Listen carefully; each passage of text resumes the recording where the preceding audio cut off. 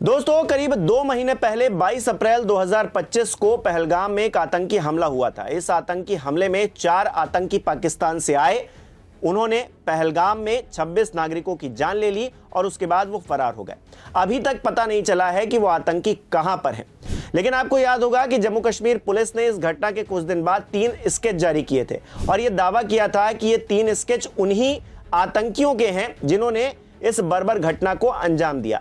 लेकिन अब एनआईए की एक हैरान करने वाली रिपोर्ट सामने आई है जो ये दावा कर रही है कि ये जो 3 स्केच थे ये उन आतंकियों के नहीं थे, यानी कि जम्मू कश्मीर पुलिस का जो उस वक्त का दावा है वो झूठा है।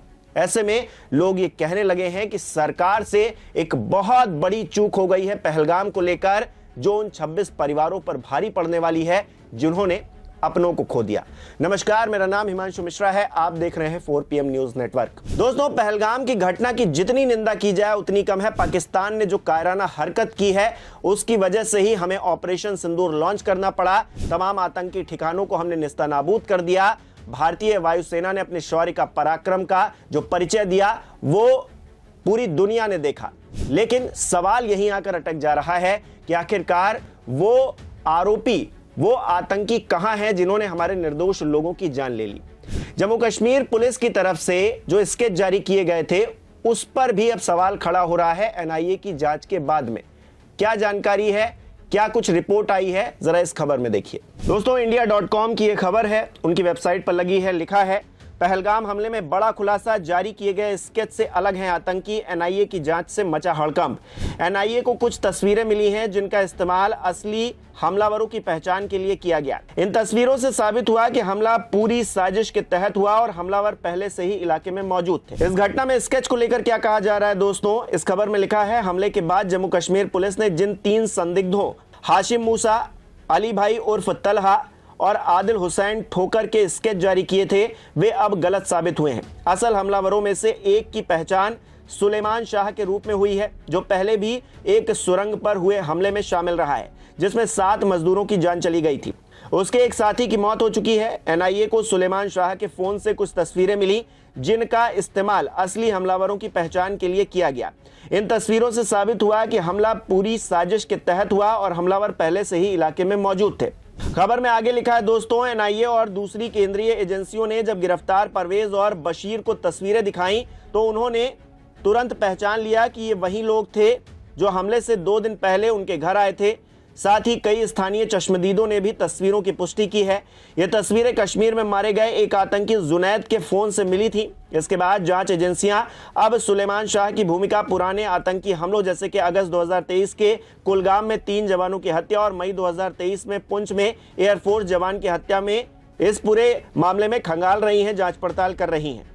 इसी खबर में दोस्तों आगे लिखा है, एनआईए ने जिन 2 कश्मीरी नागरिकों को गिरफ्तार किया है उन पर अवैध गतिविधि रोकथाम अधिनियम यूएपीए 1967 की धारा 19 के तहत मामला दर्ज किया गया है। एजेंसी का कहना है कि परवेज और बशीर ने आतंकियों को जानबूझकर अपने घर में पनाह दी थी।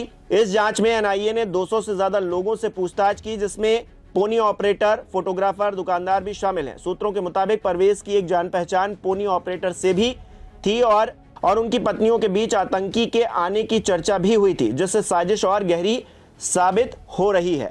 तो दोस्तों, इंडिया.com पे एक खबर लगी है, आप भी जाकर पढ़ सकते हैं। स्क्रीनशॉट मैंने आपको शेयर किया है और इसी के साथ में पढ़ के भी बताया है कि आखिरकार इस खबर के अंदर क्या क्या डिटेल्स दी गई हैं।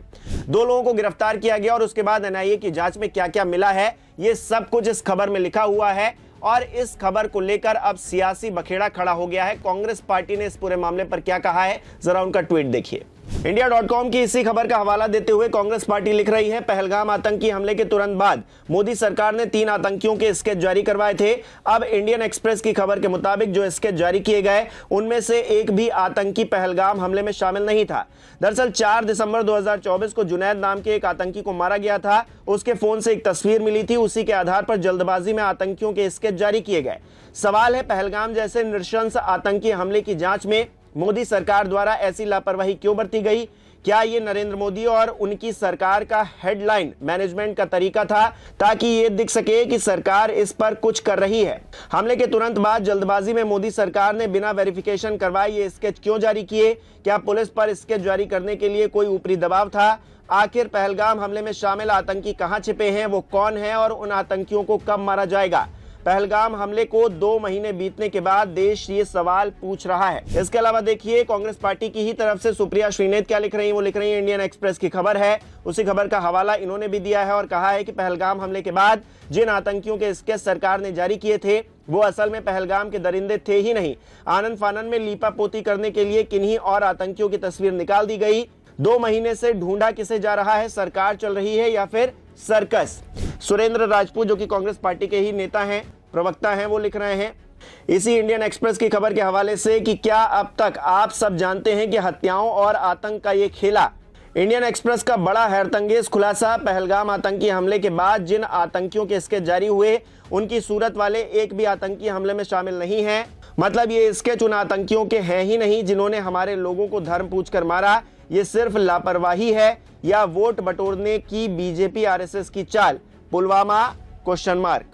तो कांग्रेस पार्टी की तरफ से इस खबर को लेकर एनआईए की जो जांच रिपोर्ट सामने आई है उसको लेकर अब सियासी हंगामा किया जा रहा है और किया भी जाना चाहिए, क्योंकि सवाल यहां पर आम नागरिकों की जान का है। जिस तरह से ये आतंकी हमला हुआ था वो अपने आप में कई सुरक्षा की जो खामियां हैं उसको उजागर करता है। और इस बीच ये बात निकलकर सामने आना कि जम्मू कश्मीर पुलिस की तरफ से जो स्केच जारी किए गए थे वो उन आतंकियों के थे ही नहीं, तो सवाल ये लाजमी हो जाता है कि पिछले 2 महीनों से आखिरकार हम ढूंढ किसे रहे हैं। जो जांच एजेंसियां हैं वो किन लोगों को तलाश रही हैं, कौन है आतंकी। पहले तो हमको ये एक भरोसा था कि इसके सामने आ गए हैं तो इन लोगों को ढूंढ ही लिया जाएगा, आज नहीं तो कल थोड़ी देरी हो सकती है। लेकिन अब तो सवाल ये भी है कि हमको उनकी पहचान भी नहीं पता है कि आखिरकार किन लोगों ने हमारे 26 नागरिकों की जान ले ली। हालांकि कुछ वीडियोस सामने आई हैं जिनके जरिए, लेकिन उनसे पता नहीं लगाया जा सकता, क्योंकि जिस तरह से हमला हुआ है उसमें कहीं ना कहीं जो वीडियोस निकलकर सामने आए हैं उसमें उन दरिंदों की फोटो साफ तौर से दिखाई नहीं दे रही है। हालांकि हो सकता है कुछ और भी तस्वीरें हों जिनको जांच के दौरान पाया गया हो और उन तस्वीरों के जरिए इन आतंकियों की पहचान की जाए। लेकिन अपने आप में सवाल यही है दोस्तों कि एनआईए की तरफ से ये जो रिपोर्ट दी गई है ये सरकार के कामकाज पर, पुलिस के कामकाज पर सवाल खड़ा कर रही है और उन आतंकियों को किस तरह से पकड़ा जाएगा, अपने आप में ये बड़ा सवाल खड़ा हो गया। बड़ा संकट अब हमारी जांच एजेंसियों के सामने है, क्योंकि 2 महीने गुजर चुके हैं इस पूरी घटना को, अभी तक कोई भी ऐसी सफलता नहीं मिली है जिससे कहा जाए कि हमने उन परिवारों को, जो 26 परिवार थे जिन्होंने अपनों को खो दिया, उनको न्याय दिलवाने में कुछ कदम आगे बढ़ाया। हालांकि हमने ऑपरेशन सिंदूर लॉन्च किया था। इस ऑपरेशन के तहत हमने आतंकवाद के जो ठिकाने हैं, आतंकीय हैं, कई आतंकी जो सैकड़ों आतंकी थे उनको भी नेस्तनाबूद कर दिया। लेकिन इसके बाद हुआ क्या, ट्रंप साहब बीच में आ गए, सीज फायर करवा दिया और जो दावे भारतीय जनता पार्टी के नेता संसद में खड़े होकर किया करते थे कि हम तो भाई पीओके तक ले लेंगे जाकर, लेकिन वैसा कुछ हुआ नहीं। और उसके बाद प्रधानमंत्री नरेंद्र मोदी की चुप्पी लगातार सामने हर किसी ने देखी और ट्रंप लगातार ये दावा करते रहे कि हमने सीज फायर करवाया, और वो भी किस लिए, हमने ट्रेड डील का लॉलीपॉप दिखाकर ये सीज फायर करवा लिया है। और इसके बाद हमने देखा आसिम मुनीर अभी अमेरिका गए हुए थे, वो तो ट्रंप को नोबेल पुरस्कार दिए जाने की भी बात कर रहे हैं और इस तरह से पाकिस्तान में जश्न मनाया जा रहा है। लेकिन हिंदुस्तान ने इस पूरी घटना से क्या खोया है, ये अपने आप में बहुत ज्यादा बड़ी बात हो जाती है। हमने अपने 26 नागरिक खोए, लेकिन उन 26 नागरिकों को हम न्याय नहीं दिलवा पा रहे हैं, उनके परिवारों को न्याय नहीं दिलवा पा रहे हैं। ये अपने आप में बहुत बड़ी बात है दोस्तों। और इसके बाद जो एनआईए की रिपोर्ट आई है, जो इंडिया.com ने छापा है, जो इंडियन एक्सप्रेस ने छापा है, वो अपने आप में बहुत हैरतअंगेज है। बहुत बड़ा खुलासा है कि जो स्केच जारी किए गए थे शुरुआत में वो उन आतंकियों के हैं ही नहीं जिन्होंने इस घटना को अंजाम दिया, उनसे तस्वीरें मैच करती ही नहीं हैं। तो सवाल ये है दोस्तों कि किन लोगों ने हमारे नागरिकों की जान ले ली और कैसे वो पकड़े जाएंगे, कब पकड़े जाएंगे और कब उनको सजा होगी और कब हमारे 26 नागरिकों को इंसाफ मिलेगा। अपने आप में ये बहुत बड़ा सवाल खड़ा हो गया है। 2 महीने से ज्यादा का वक्त पहलगाम की घटना को गुजर चुका है, हमें ये भूलना नहीं चाहिए। आप इस घटना को किस तरह से देख रहे हैं और इस घटना को लेकर एनआईए का जो खुलासा हुआ है उसको किस तरह से देख रहे हैं, हमें कमेंट करके जरूर बताइए।